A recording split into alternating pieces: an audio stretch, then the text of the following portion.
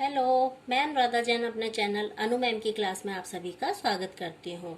आज मैं आपको व्याकरण का दूसरा अंग शब्द विचार पढ़ाऊंगी। बच्चों, मैंने उपयुक्त चित्रों के नीचे नाम लिखे हैं जो कि सही क्रम में न होने के कारण बिना अर्थ के यानी निरर्थक लग रहे हैं। जैसे देखिए, लफू, कालड़, याड़ेची। यदि मैं इन वर्णों को सही क्रम में रखकर पढ़ूं तो इनके नाम बनेंगे फूल, लड़का और चिड़िया।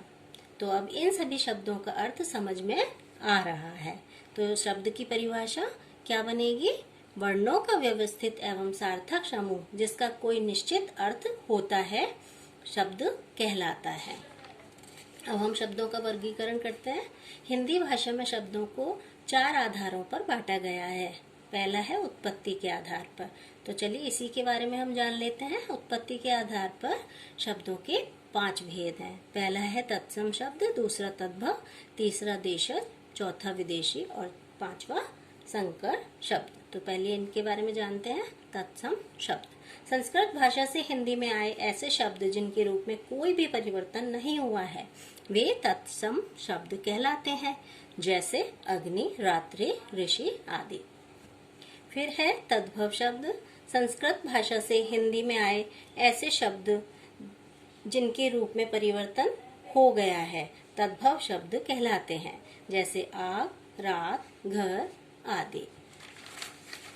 अब है यहाँ पर मैंने कुछ तत्सम शब्दों के तद्भव रूपों के बारे में बताया है, जैसे परीक्षा, परख, कपोत, कबूतर, साय, शाम, पुत्र, पूत, भ्राता, भाई, रत्न, रतन, घट, घड़ा, भक्त, भगत, निंद्रा, नींद, कृषक, किसान। अब आते हैं देशज शब्द पे। जो शब्द विभिन्न बोलियों से हमारी भाषा में शामिल हो गए हैं देशज शब्द कहलाते हैं, जैसे रोटी, टांग, ठेला, लड़का आदि। अब आते हैं विदेशी या आगत शब्द। विभिन्न विदेशी लोगों के भारत आने पर उनकी भाषाओं के शब्द हमारी भाषा में मिल गए हैं। ऐसे शब्दों को ही विदेशी शब्द कहते हैं, जैसे चाय चीनी भाषा का है, इंजन ऑफिस अंग्रेजी भाषा का है और जमीन फारसी भाषा का। अब आते हैं हम संकर शब्द। जो शब्द 2 भाषाओं के मेल से बनते हैं वे संकर शब्द कहलाते हैं, जैसे हवा, दार। यानी हवा है हिंदी भाषा का और दार है फारसी भाषा का। इसी तरह से जन्मदिन, जन्म है संस्कृत भाषा और दिन है हिंदी भाषा का। चलिए तो अब हम आते हैं रचना के आधार पर। रचना के आधार पर शब्द 3 प्रकार के होते हैं। पहला है रूढ़ शब्द, दूसरा यौगिक और तीसरा योग रूढ़ शब्द। रूढ़ शब्द में ऐसे शब्द जो लगातार प्रयोग में आते आते किसी निश्चित वस्तु या प्राणी के लिए रूढ़ हो गए हैं।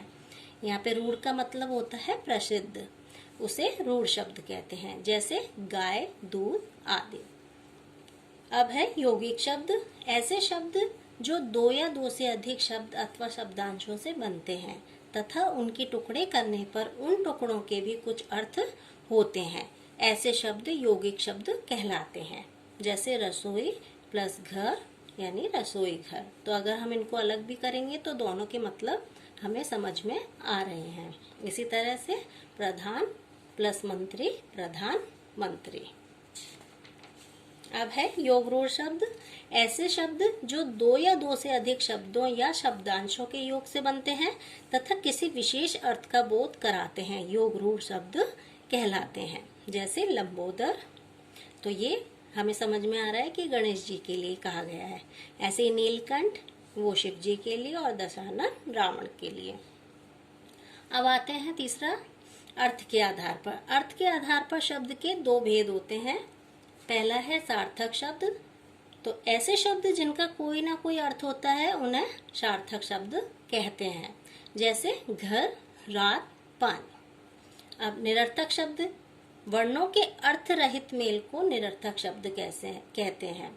भाषा में प्रभाव लाने के लिए इन शब्दों का प्रयोग किया जाता है, जैसे रोटी वोटी, खाना वाना, पूड़ी वूड़ी और पानी वानी आदि।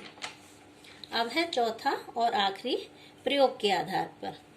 प्रयोग के आधार पर शब्द दो प्रकार के होते हैं, जैसे विकारी शब्द और अविकारी शब्द। तो विकारी शब्द क्या होते हैं? ऐसे शब्द जिनमें लिंग, वचन, कारक, काल के कारण परिवर्तन हो, उन्हें विकारी शब्द कहते हैं। जैसे संज्ञा, सर्वनाम, विशेषण, क्रिया शब्द ये विकारी होते हैं, जैसे पत्ता, पत्ते, पत्ती और पत्तियां आदि। अब है अविकारी शब्द। ऐसे शब्द जिनमें लिंग, वचन, कारक, काल आदि के कारण कोई परिवर्तन नहीं आता, उन्हें अविकारी शब्द कहते हैं। इसमें क्रिया विशेषण, संबंध बोधक, समुच्चय बोधक या योजक और विस्मय आदि बोधक आदि अविकारी शब्द होते हैं, जैसे धीरे धीरे, पीछे, परंतु, वह आदि। तो आज ये समाप्त होता है। अब अगली वीडियो में मैं आपको इसका तीसरा पार्ट बताऊंगी। तब तक के लिए आपसे मैं विदा चाहती हूँ। आई होप आपको वीडियो अच्छी लगी होगी। अगर वीडियो पसंद आई तो प्लीज़ इसे लाइक ज़रूर करें और चैनल को सब्सक्राइब करना बिल्कुल मत भूलिएगा। चलिए चलते हैं, बाय।